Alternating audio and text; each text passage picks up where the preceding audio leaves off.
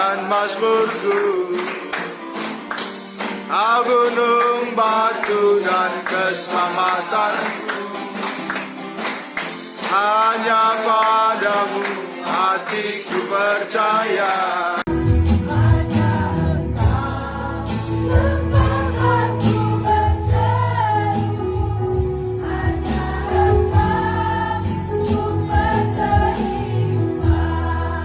Shalom semuanya, kalian udah lama kan gak datang ke Victory Kids.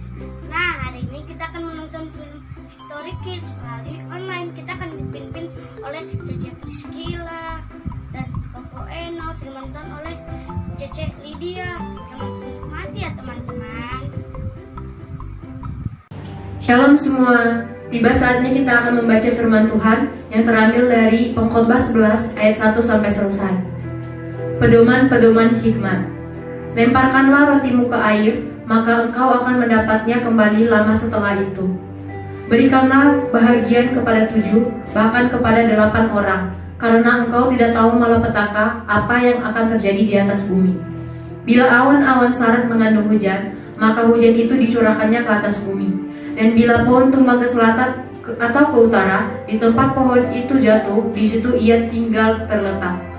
Siapa senantiasa memperhatikan angin, tidak akan menabur, dan siapa senantiasa melihat awan, tidak akan menuai. Sebagaimana engkau tidak mengetahui jalan angin dan tulang-tulang dalam rahim seorang perempuan yang mengandung, demikian juga engkau tidak mengetahui pekerjaan Allah yang melakukan segala sesuatu. Taburkanlah benihmu pagi-pagi hari, dan janganlah memberi istirahat kepada tanganmu pada petang hari. Karena engkau tidak mengetahui apakah ini atau itu yang akan berhasil, atau kedua-duanya sama baik. Terang itu menyenangkan, dan melihat matahari itu baik bagi mata. Oleh sebab itu, jikalau orang panjang umurnya, biarlah ia bersukacita di dalamnya. Tetapi hendaklah ia ingat akan hari-hari yang gelap, karena banyak jumlahnya segala sesuatu yang datang adalah kesia-siaan. Bersukarialah hai pemuda dalam kemudaanmu, biarlah hatimu bersuka kepada masa mudamu, dan turutilah keinginan hatimu dan pandanglah matamu.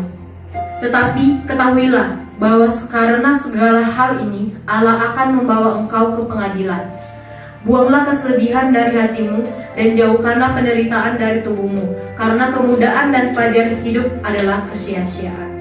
Demikianlah firman Tuhan. Tiba saatnya kita akan berdoa. Ya Bapa, terima kasih atas berkat-Mu kepada kami. Di pagi hari ini kami bisa berkumpul bersama-sama untuk memuji dan memuliakan nama Engkau. Ya Bapa, kiranya firman-Mu yang telah kami baca bisa tersampaikan di dalam hati kami dan bisa kami lakukan di dalam kehidupan kami sehari-hari. Di dalam nama Tuhan Yesus. Haleluya. Shalom Bapak Ibu hadirin semua sekalian, apa kabar? Saya percaya kabar semuanya baik. Saya percaya walaupun kita tidak bisa hadir ke gereja, tapi Tuhan selalu ada dalam hati kita. Sehingga dimanapun kami bisa menyembah, dimanapun kami memuji Tuhan, di situ kami bisa menemukan hadirat Tuhan. Karena gereja bukan soal gedung, tapi gereja di mana orang-orang. Mari kita mulai ibadah ini. Kami berdoa ya Tuhan. Kiranya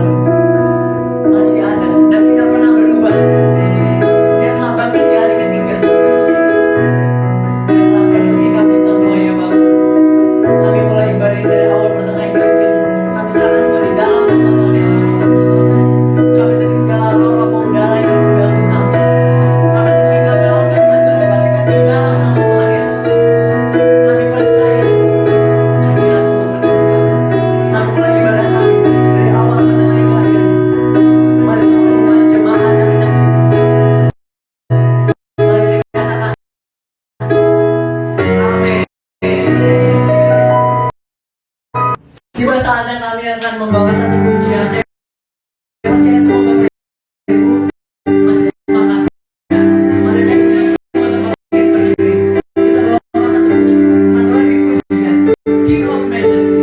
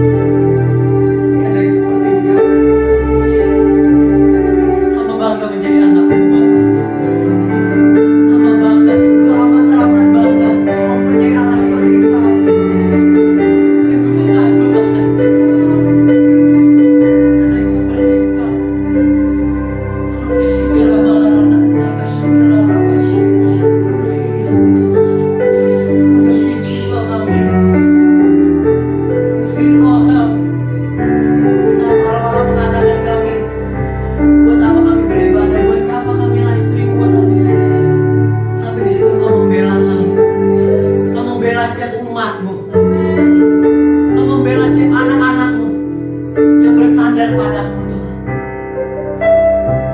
Pulihkanlah negeri kami, Bapa. Haleluya.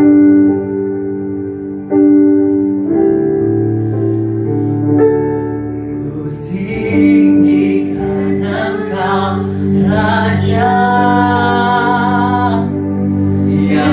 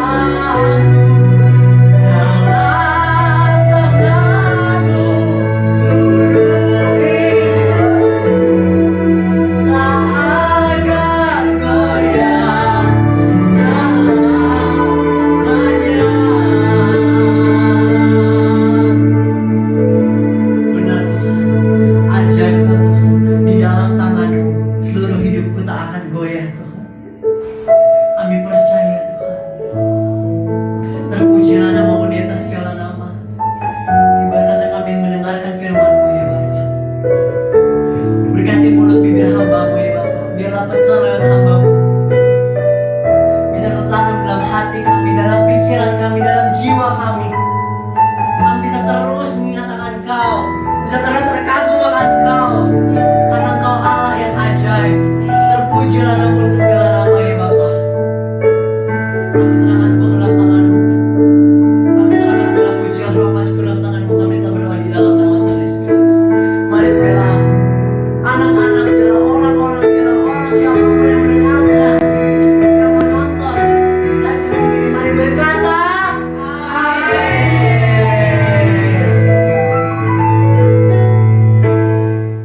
Halo, Shalom. Hari ini sungguh luar biasa. Biasanya kita bertemu langsung face to face. Tapi dikarenakan kemajuan zaman, kita bisa berada di mana saja. Dan saat ini jemaat bisa mendengar di mana saja, kapan saja. Seolah-olah tanpa dibatasi oleh dimensi dan waktu. Wow, itulah teknologi. Tetapi saat ini kita mau bicara bukan masalah teknologi. Saat ini kita, negara kita, juga dunia, saat ini sedang menghadapi satu permasalahan yang luar biasa. Yang kita yakin bahwa saat ini keadaan itu seizin Tuhan. Apapun kejadian, pasti Tuhan punya rencana. Sebelumnya, mari kita berdoa. Tuhan, kami bersyukur, terima kasih atas waktu yang Kau berikan untuk hamba-Mu Tuhan, untuk kami bersama bisa mendengar pesan dari Engkau, bisa mengerti apa maksud dari kehendak Engkau Tuhan. Kami bersyukur, terima kasih Tuhan. Apapun yang terjadi saat ini Tuhan, karena kami terlalu yakin ada rencana Engkau yang besar bagi setiap orang yang percaya padamu, bagi setiap orang yang mengasihi Engkau. Saat ini Tuhan, berikan hikmat-Mu, taruh kuasa pada mulut lidah hamba-Mu Tuhan. Sehingga Tuhan, apa yang keluar dari mulut ini Tuhan, punya kuasa dari Engkau. Dan setiap orang yang mendengar, Engkau kuatkan Tuhan. Semakin dekat denganmu Yesus. Yang sakit telah Engkau sembuhkan. Yang lemah telah Engkau memberi kekuatan. Yang punya masalah saat ini Tuhan, Engkau telah berikan jalan. Kami siap dengan Engkau Tuhan. Beracara Roh Kudus. Amin. Shalom. Salam jumpa di dalam Kristus Yesus. Saat ini kita sudah memasuki bulan-bulan yang seolah-olah meresahkan, yang seolah-olah membatasi kehidupan kita, yaitu pemerintah saat ini sedang memberikan kelonggaran, kebijakan pembatasan sosial berskala besar atau yang dikenal PSBB, dengan tujuan untuk kita bisa masuk ke dalam new normal atau masuk normal yang baru dan memulihkan kembali perekonomian kita. Tetapi tentunya dalam memasuki new normal ini, yang dituntut bagi setiap kita adalah berdisiplin untuk mematuhi, untuk mentaati protokol kesehatan yang pemerintah sudah tentukan. Tetapi saat ini yang kita dengar apa? Dalam beberapa hari ini, saat kelonggaran diberikan, nyatanya kalau kita lihat di grafik dari PSBB itu, nyata penambahan kasus pasien COVID-19 belakangan ini semakin meningkat saja. Kenapa terjadi demikian? Karena tidak sepenuhnya mematuhi, tidak sepenuhnya mentaati protokol kesehatan yang telah pemerintah tentukan.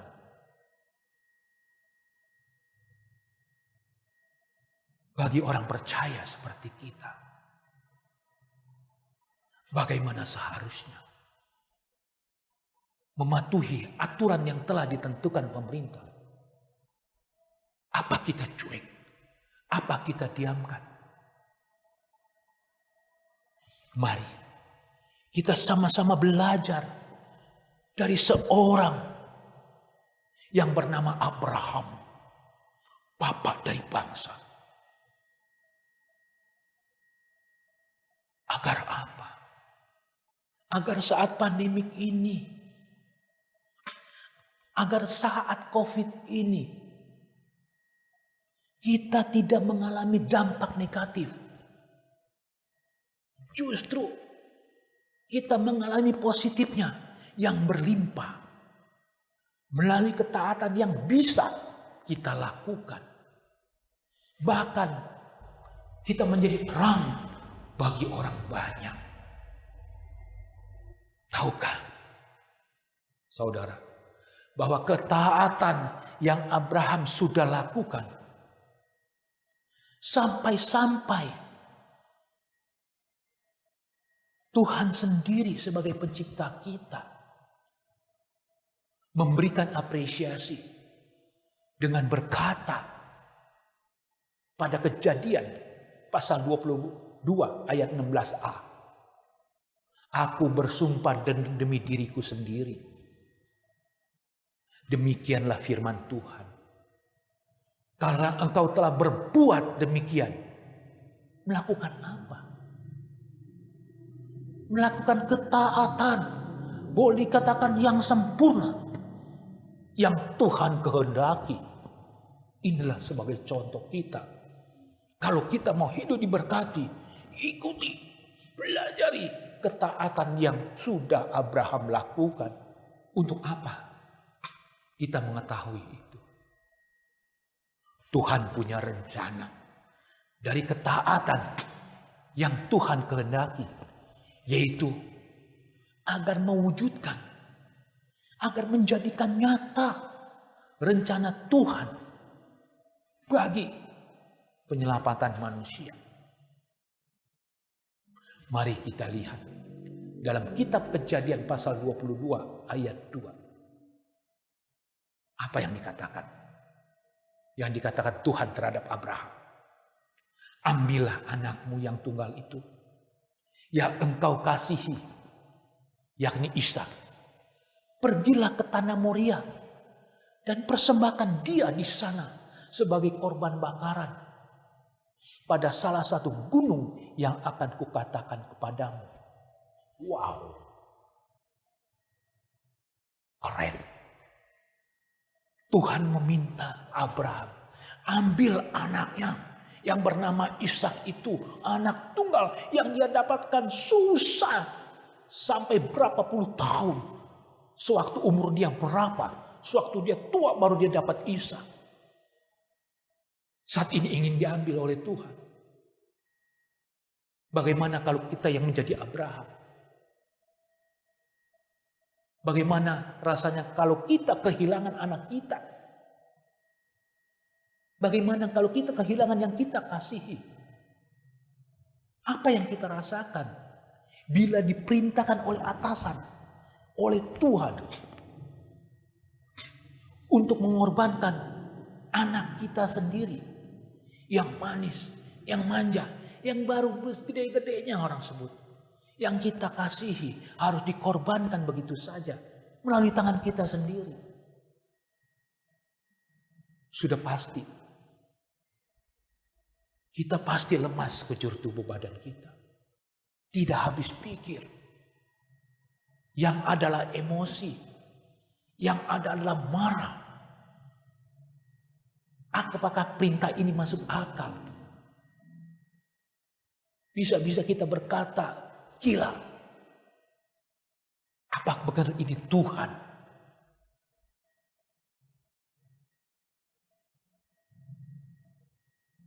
Kenapa seolah-olah Tuhan memperlakukan Abraham sekejam demikian?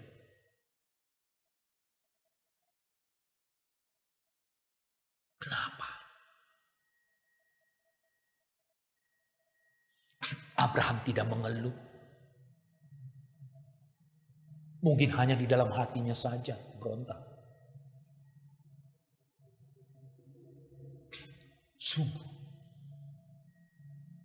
Mungkin dalam pikiran Abraham berkecamuk. Tetapi boleh dikatakan di dalam Alkitab, Abraham tidak mengeluarkan sepatah kata pun keluhan.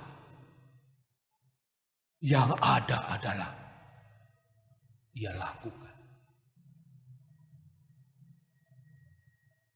Sebenarnya dalam setiap kejadian, dalam setiap masalah, dalam setiap apapun yang kita alami, ada rencana Tuhan.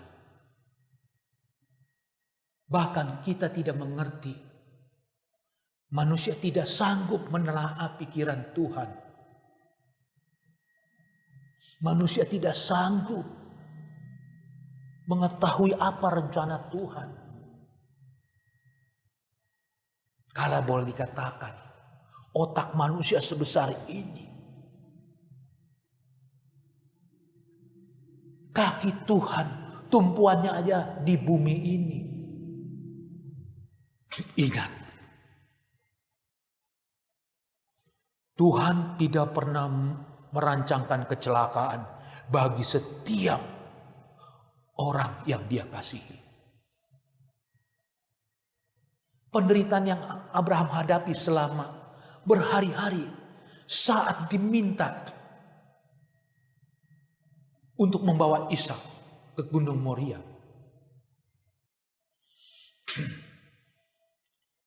Itu menghadapi ujian yang menakutkan. Itu diizinkan Tuhan terjadi. Tuhan tidak hilangkan masalah itu. Tuhan tidak hilangkan tuntutan itu. Agar apa? Agar Abraham sendiri, pribadi Abraham sendiri, mengerti dari pengalamannya sendiri betapa besar pengorbanan, betapa besar kasih yang Tuhan telah berikan untuk menembus manusia, yaitu memberikan anaknya yang tunggal, yang Ia kasihi, yaitu bernama Yesus, untuk disalib. Wow. Kalau kita saat ini mengalami masalah yang bagi kita itu luar biasa, bagi kita itu berat, mungkin seolah sudah tidak ada harapan, mungkin seolah sudah tidak ada harapan, tidak ada jalan, mungkin seolah-olah ini urusan masalah perut, urusan masalah nafkah. Mungkin juga saat ini kita terkekang dikarenakan ada PSBB. Atau seolah kita udah gak ada jalan. Ingat, penderitaan yang kita alami saat ini masih kurang dibanding yang Abraham lakukan untuk memberikan anaknya.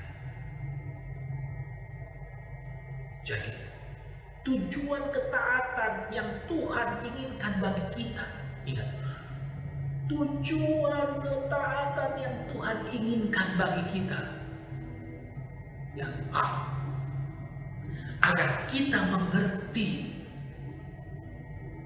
kebaikan agar kita mengerti kebesaran pengorbanan Tuhan pada kita. B. Karena Ia memberikan anak yang tunggal dan terlalu berharga bagi Tuhan. Maka dari itu, kita diminta harus memberikan hanya yang terbaik kepada Tuhan. Apa imbalan atau dampak bagi kita yang berlaku setia terhadap perintahnya? Pertama, untuk diri kita sendiri, kita akan diberkati. Kita bisa dilihat kitab Kejadian pasal 22 ayat 17. Tuhan berkata, maka aku akan memberkati engkau berlimpah-limpah. Kitab Kejadian pasal 13 ayat 2. Adapun Abraham sangat kaya, banyak ternak, perak, dan emasnya. Kedua, dampak jika kita taat, turunan kita, anak kita, bukan hanya anak, turunan kita, berarti beberapa turunan diberkati. Lihat Ishak saat di negeri Filistin mengalami paceklik, mengalami masalah yang sulit, masa kekurangan makanan, gersang. Justru pada saat itu Ishak diberkati 100 kali lipat. Begitu juga kita pada saat pandemi ini, pada saat masalah PSBB ini, kita akan diberkati Tuhan berkali lipat.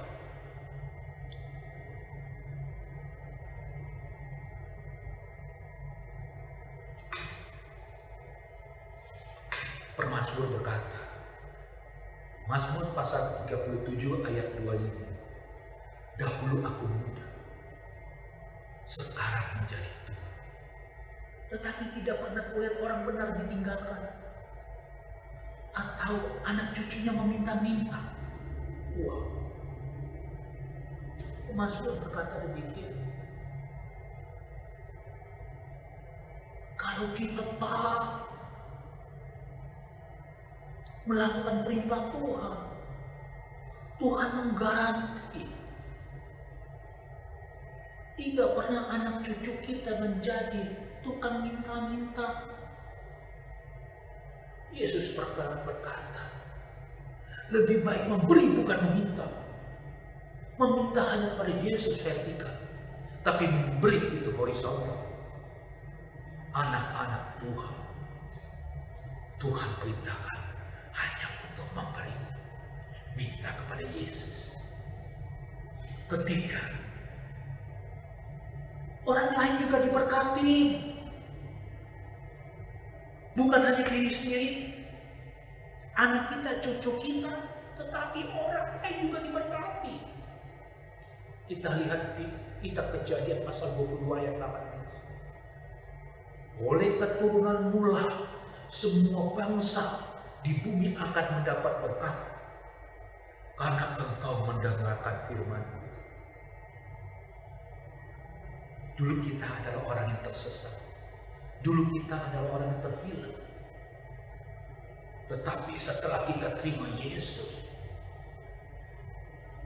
karena kasih Tuhan menjadikan kita anak-anaknya.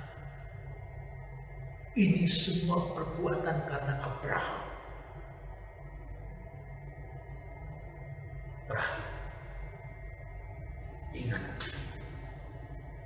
Roma pasal 13 ayat 1a. Roma pasal 13 ayat 1a.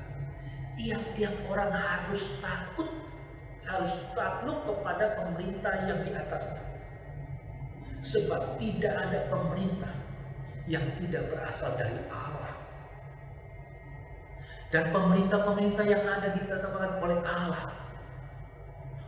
Oleh sebab itu, Barang siapa melawan pemerintah, ia melawan ketetapan Allah.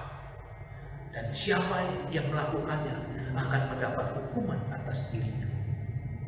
Dan perlu dicatat, dihafalkan, direnungkan.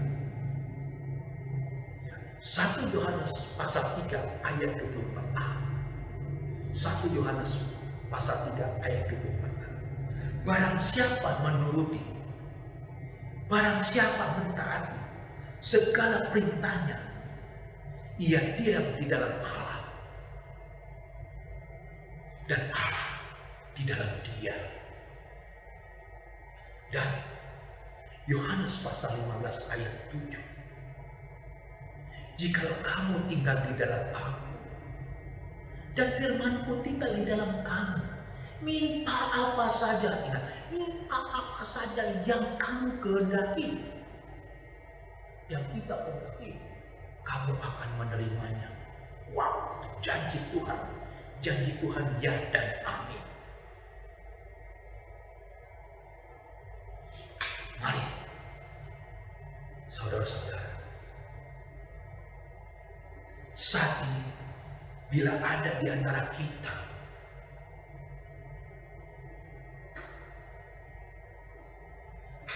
ada sesuatu permasalahan, ada sesuatu yang menurutnya tidak dijalan, ada sesuatu yang ketidaknyamanan, tapi bila kita yakin bahwa kuasa Tuhan dulu, sekarang, dan selamanya tidak berubah.